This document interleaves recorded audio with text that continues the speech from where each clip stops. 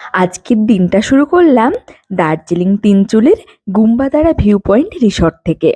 এদিকে আমরা রেডি হচ্ছি আমাদের নর্থ বেঙ্গল ট্রিপের নেক্সট ডেস্টিনেশনের জন্য। তারপর ব্রেকফাস্ট সেরে রওনা দিলাম লামাহাট্টার দিকে। চারদিকে পাইনের জঙ্গল, সত্যি যেন একটা আলাদাই আমেজ তৈরি হয়েছে। তারপর পাহাড়ের ওপরে 750 মিটার হেঁটে আমরা পৌঁছালাম এই সুন্দর লেকে। লামাহাট্টার পরে আমাদের নেক্সট ডেস্টিনেশন হলো দার্জিলিং ম্যাল, তাই আমরা যাচ্ছি সেই পথেই। আর এখন আমরা হাঁটছি দার্জিলিং ম্যাল রোড ধরে।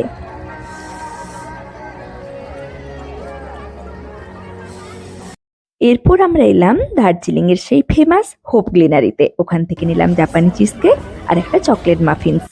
আর এরপর রওনা দিলাম আমাদের নেক্সট ডেস্টিনেশন আরও একটা অফবিট ভিলেজ চটকপুরে। পুরো ভিডিও অলরেডি পোস্ট হয়ে গেছে, চেক ইট আউট।